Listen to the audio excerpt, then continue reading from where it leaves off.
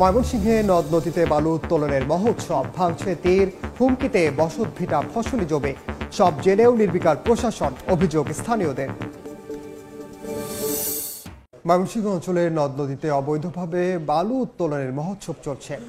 এতে ভাঙছে তীর, ক্ষতিগ্রস্ত হচ্ছে মানুষের বসতভিটা ও ফসলি জমি। স্থানীয়দের অভিযোগ, সব দেখেও নীরব প্রশাসন।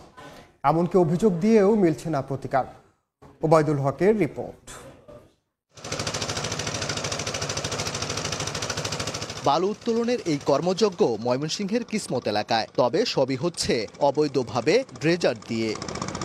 ব্রহ্মপুত্র নদে দিনের বেলায় প্রকাশ্যে ড্রেজার বসিয়ে এভাবেই উত্তোলন করা হচ্ছে বালু। স্থানীয়দের অভিযোগ, দিনের পর দিন এভাবে বালু উত্তোলনের মহোৎসব চললেও নীরব প্রশাসন। নগরীর পুলিশ লাইন থেকে ঘুন্টি, কিসমত হয়ে সদরের তারাগাই, কল্যাণপুর, বেগুনবাড়ি ঘাট পর্যন্ত ব্রহ্মপুত্র নদে শতাধিক ড্রেজার বসিয়ে তোলা হচ্ছে বালু। আবার রাস্তার পাশেই বালু রেখে চলছে বেচাকেনা। আর এই সবই চলছে প্রশাসনের নাকের ডগায়। বালু কাটতে নিয়ে আমার বাড়ি ঘর সব গাঙ্গ পরে যেতেছে। ও সুখ তো ফোলা মানে ছাড়তেছে না দুলার জন্য। এক নম্বর হচ্ছে এইটা, স্কুল কলেজের মানুষ দাইতে পালা সেই দিক দিয়ে ঘুরে যায়। বালু ড্রেজার দিয়ে ধান খেতে পানি দেয়। হ্যাঁ, যদি পানি না দিতাম এই ধান খেত 200-300 একর এই ক্ষেতগুলো নষ্ট হয়ে যাবে। একই চিত্র ময়মনসিংহ বিভাগের অন্য জেলাগুলোতেও। অবৈধ বালু উত্তোলনে ক্ষতবিক্ষত হচ্ছে শেরপুর ও জামালপুরের সবকটি নদী। লাল মোটা বালুর চাহিদা থাকায় রাতের আঁধারে তোলা এসব বালু চলে যাচ্ছে দেশের বিভিন্ন প্রান্তে। নদীটা ক্ষতির মুখে হয়ে পড়তেছে এই বালু তোলার কারণে। প্রতি রাতেই তো এখান থেকে মোটামুটি 100-200 টাক বালু আর কি উত্তোলন হয়। অবৈধভাবে বালু উত্তোলন করার কারণে ব্রিজের তল থেকে আমাদের ব্রিজ হুমকির মুখে পড়ে গেছে। প্রশাসন যদি শক্তিশালীভাবে ব্যবস্থা নেয় তাহলে অবশ্যই প্রতিরোধ করা সম্ভব। যদিও প্রশাসনের দাবি, অবৈধ ড্রেজার জব্দ সহ বালু উত্তোলনকারীদের ধরতে নিয়মিত চলছে অভিযান। 250 একর ভূমির উপর আমাদের বৈধ বালু মহল পরিচালিত হচ্ছে।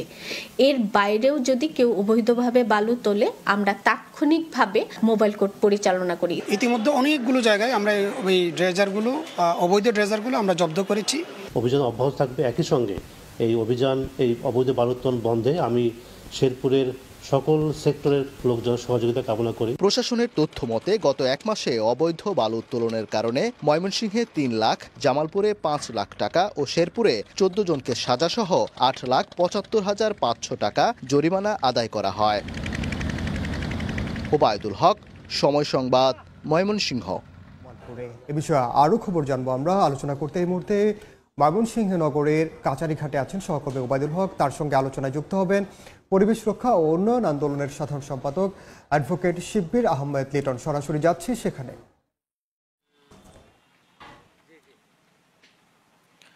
নদ নদীগুলোকে ক্ষতবিক্ষত করে ড্রেজার বসিয়ে অবৈধভাবে বালু উত্তোলনের মহোৎসব চলছে ময়মনসিংহ বিভাগে, আর সেগুলো চলছে দিনের আলোতে। এ বিষয়ে আলোচনায় আমার সঙ্গে যুক্ত হচ্ছেন পরিবেশ রক্ষা ও উন্নয়ন আন্দোলনের সাধারণ সম্পাদক অ্যাডভোকেট শিব্বির আহমেদ লিটন। শুরুতে আপনাকে স্বাগত জানাচ্ছি এবং সরাসরি আপনাকে প্রশ্ন চলে যেতে চাই। আপনি নিশ্চয়ই রিপোর্টটি দেখেছেন এবং প্রশাসন নিয়মিত অভিযান চালাচ্ছে, পাশাপাশি আপনারাও এই নিয়ে দীর্ঘদিন যাবৎ কাজ করছেন। তাহলে আসলে এটার দায়টা আসলে কার? ধন্যবাদ আপনাকে। ময়মনসিংহের উপর দিয়ে বয়ে যাওয়া যে ব্রহ্মপুত্র নদী, এই নদীতে আশেপাশের প্রায় 2 কোটি জনগণের সাথে সরাসরি সম্পৃক্ত।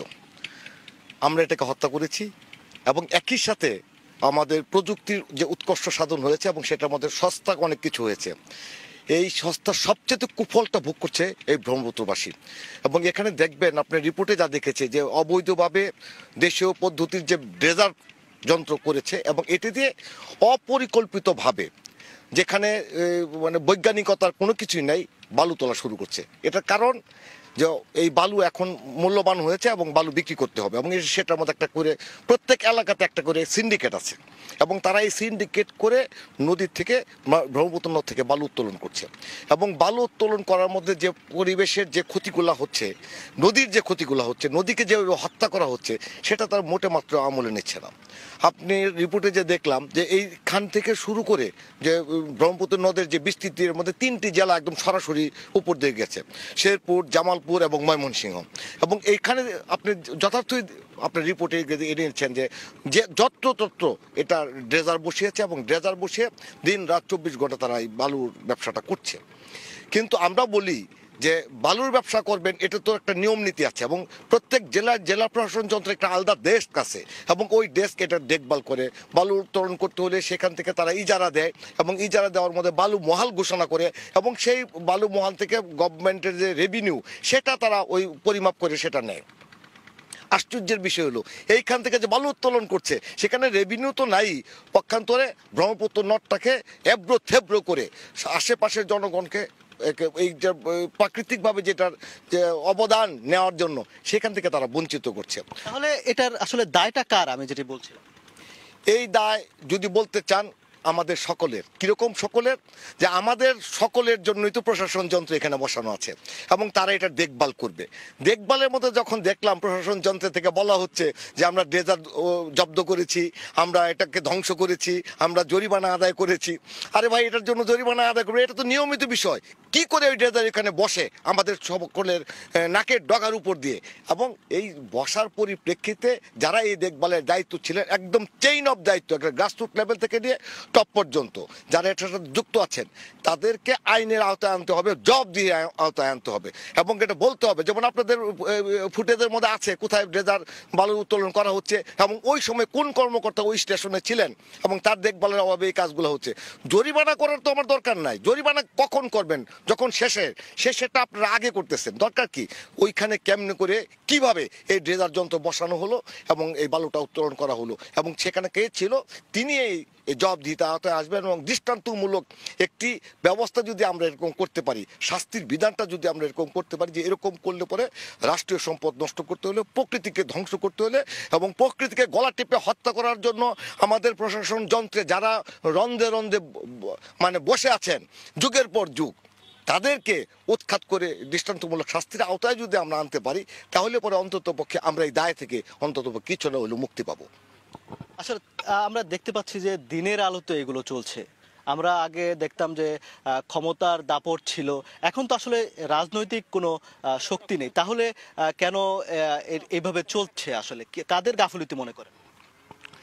দেখুন, এই কথাটা তো যথার্থই বলেছেন যে 2024 সনে এসে আমরা একটা রাষ্ট্রীয় একটা জাতীয় একটা ব্যাপক পরিবর্তনের মধ্যে পড়েছি এবং সেই ব্যাপক পরিবর্তনের মধ্যে প্রথমেই যে কথাটা সবার সামনে আসছিল সেটি হলো দুর্নীতি। এই যে দুর্নীতিগ্রস্তর মধ্যে অনেক মানুষ নানান রকমভাবে অর্থের পাহাড় গড়েছে, এগুলো নানান রকমভাবে বিনিয়োগের মধ্যে আসতেছে আমরা দেখতে পাচ্ছি। তো এটার মধ্যে যে বিষয়টি ছিল আপনি যে বলেছেন, আগে তো একটা সিন্ডিকেটের দোহাই দেওয়া হইতো, আগে বলতো রাজনৈতিক নেতা আছে, এখানে এমপি আছে, মন্ত্রী আছে, নানান রকমের বিষয় বলা হতো। প্রশাসন যন্ত্র বলতো আমরা তো অসহায়, আমরা তো কাজ করতে পারছি না, এরকম বলা হতো। এখন তো সেটি নেই। এখন তো মানুষ কথা বলতে পারছে, আপনিও তাহলে কাজ করতে পারছেন। তো কোথায় কাজ করতে পারছেন আপনি? এই কোথায় কাজ করার পরে এই কাজটা হচ্ছে, তাহলে এখনই সময় আমাদের শিকারি বেলের যেন মোষে চিহ্ন থাকে, ঠিক এরকম করে জিনিসটা বোঝাতে হবে যে আমরা এখন সঠিকভাবে কাজ করি, যে কাজটা হচ্ছে না। তার মানে বোঝা গেল এই যে কিছুক্ষণ আগে যেরকম আলোচনার মধ্যে আমরা বলছিলাম যে ট্রেনের লাইনও ঠিক আছে, রেলগাড়িও ঠিক আছে, শুধুমাত্র চালক পরিবর্তন হয়েছে। আমি সেখানে মজা করে বলছিলাম চালকটা পরিবর্তন হয়েছে, আগে ছিল দক্ষ চালক, এখন হয়েছে অদক্ষ চালক। তারপর আমরা যাচ্ছি না, এখনই এই সময় এটাকে বন্ধ করতে হবে। এজন্য সকলের আন্তরিক হতে হবে বলে আসলে আপনি বলছেন। তো এই ছিল আসলে ব্রহ্মপুত্র নদ সহ বিভিন্ন বিভাগের বিভিন্ন নদ নদীর যে অবৈধভাবে বালু উত্তোলনের মহোৎসব, এ নিয়ে আলোচনার সব শেষ। সরাসরি যুক্ত ছিলাম ময়মনসিংহে।